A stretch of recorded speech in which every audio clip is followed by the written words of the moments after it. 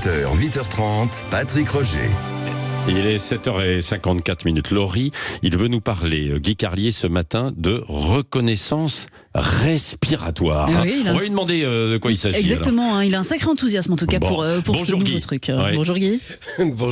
Bonjour Laurie, bonjour Patrick, bonjour à tous. Oui, on apprend, figurez-vous, à la lecture d'un article de la revue The New Scientist. Oui, là je cite la source parce que quand même New Scientist, ça fait sérieux, hein. C'est pas Pif Gadget ou Paru Vendu. Cette revue, donc The New Scientist, fait état d'une étude de chercheurs indiens.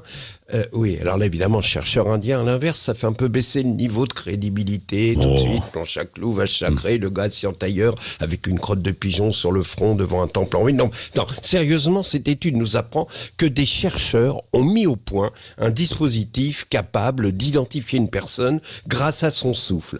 Cette étude a été réalisée donc à l'Institut indien de technologie par l'équipe du professeur Plancha Goula.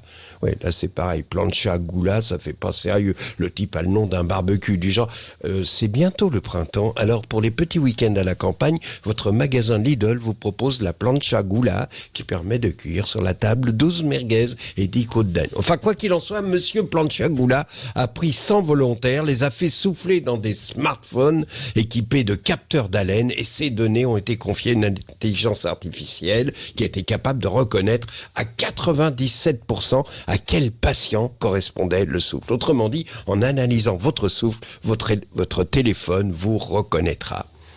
Alors, Plancha Goula, la reconnaissance respiratoire, c'est bien, mais il faut aller plus loin.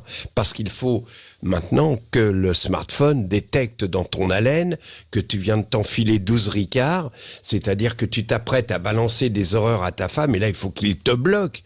Ou que tu vas appeler ta collègue de bureau pour lui dire que ça fait 8 ans que tu fantasmes sur sa poitrine quand elle défait le 3e bouton. Non, là, il faut un blocage du téléphone.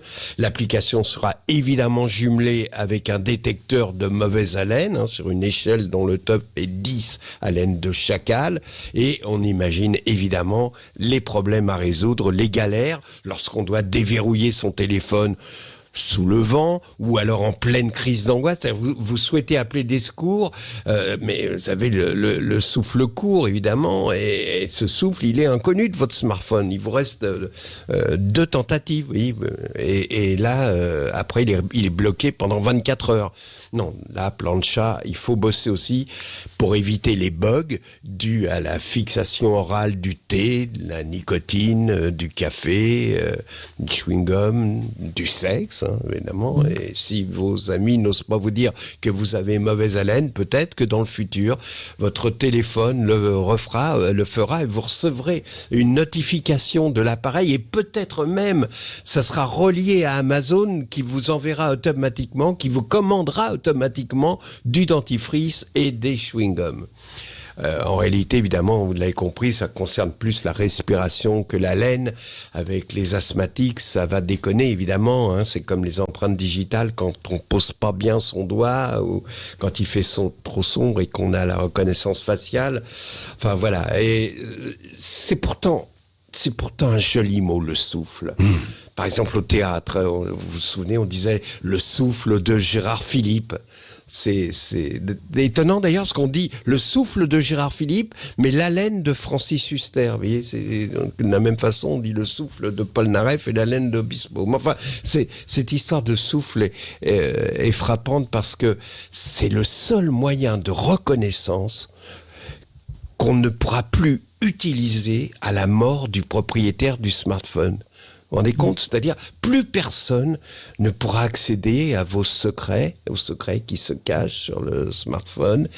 Et pour finir sur le souffle, je voudrais vous dire, à vous qui nous écoutez, et qui allez réveiller votre enfant, asseyez-vous près du lit, n'allumez pas, écoutez-le juste respirer.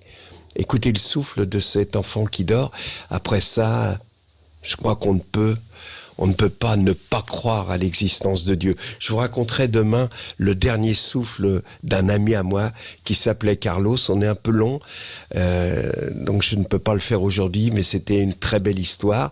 Il est mort il y a juste 16 ans, jour pour jour. Alors on pense à lui et à son dernier souffle.